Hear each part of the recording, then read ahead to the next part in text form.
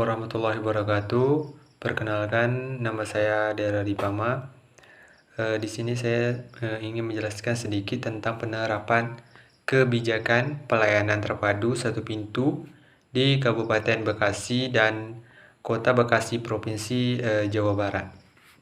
Pelayanan publik yang berkualitas itu merupakan salah satu tujuan penyelenggaraan pemerintah daerah. Pelayanan publik adalah pelayanan yang diberikan oleh negara atau pemerintah kepada masyarakat. Pelayanan publik ini cenderung mencerminkan faktor politik dan kelembagaan perilaku organisasi pemerintah. Konsep ini perlu diselesaikan demikian sehingga dapat menggambarkan sisi pelayanan publik modern yang dinamis dan saling berhubungan sistem. Konsep pelayanan publik masa kini memerlukan keterlibatan banyak pihak pemangku kepentingan yang interaksinya satu sama lain, baik secara langsung maupun tidak langsung. Tidak dapat dilakukan terisolasi, tetapi merupakan bagian dari ekosistem yang lebih luas. Untuk dapat memberikan pelayanan publik yang berkualitas, diperlukan manajemen sektor publik yang baik. Diperlukan menyatakan bahwa penyelenggaraan pelayanan publik memerlukan sistem tata kelola yang kompleks dan tidak hanya ditentukan oleh organisasi tertentu secara individu.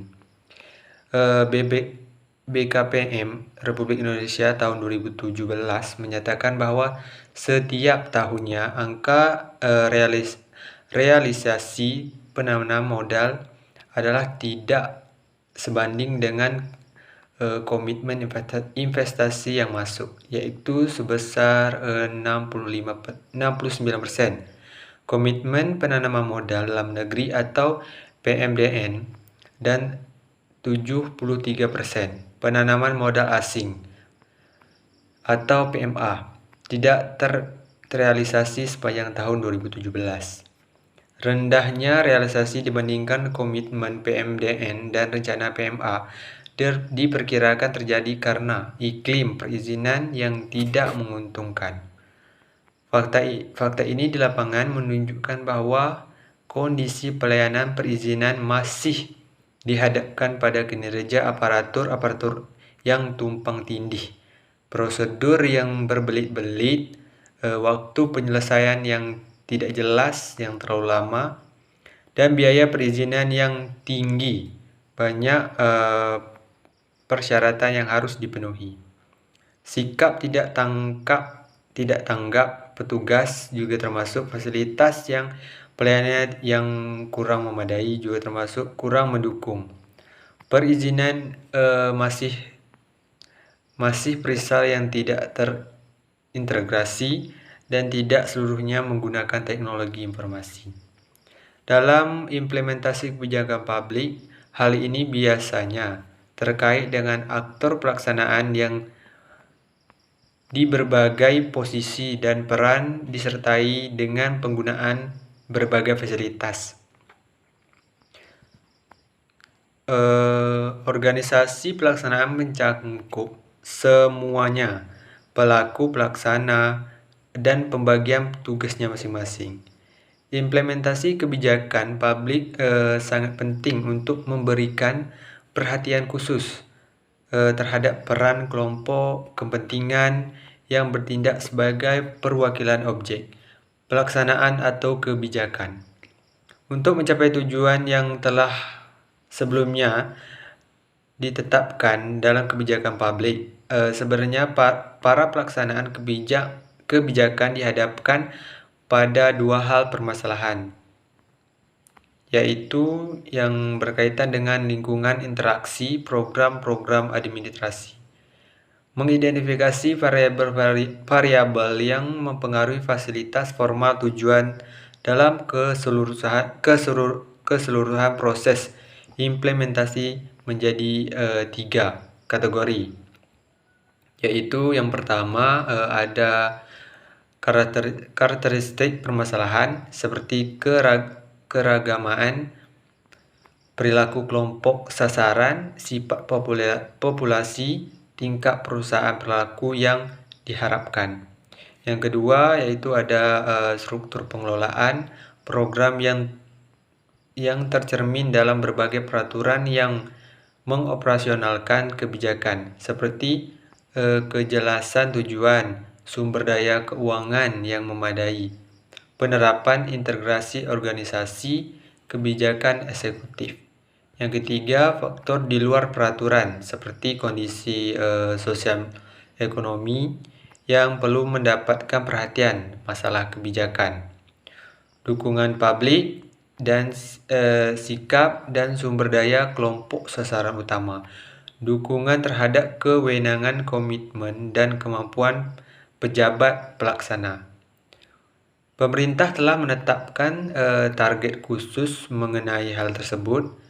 Meningkatnya indeks kemudahan berusaha, fakta di lapangan menunjukkan bahwa kondisi pelayanan perizinan masih dihadapi dengan kinerja aparatur tumpang tindih, peraturan prosedur yang berbelit-belit, dan waktu penyelesaian yang tidak jelas, dan tinggi biaya perizinan. Banyak persyaratan yang harus dipenuhi dan tidak responsif.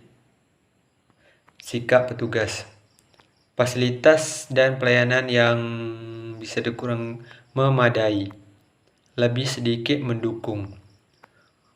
Konkretnya permasalahan perizinan yang ditimbulkannya permasalahan hukum korupsi yang dihadapi Bupati Bekasi terkait dengan proyek mega lisensi Mekarta, meskipun pelayanan status penelayanan telah mencapai prima.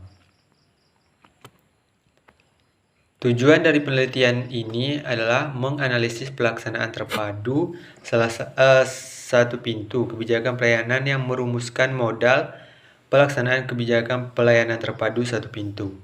Penelitian ini menggunakan teori implementasi kebijakan yang diusulkan oleh Gridley, yang terdiri dari isi kebijakan dan konteks kebijakan. Pendekatan penelitian yang digunakan dalam penelitian ini merupakan penelitian kualitatif dengan tipe deskriptif riset.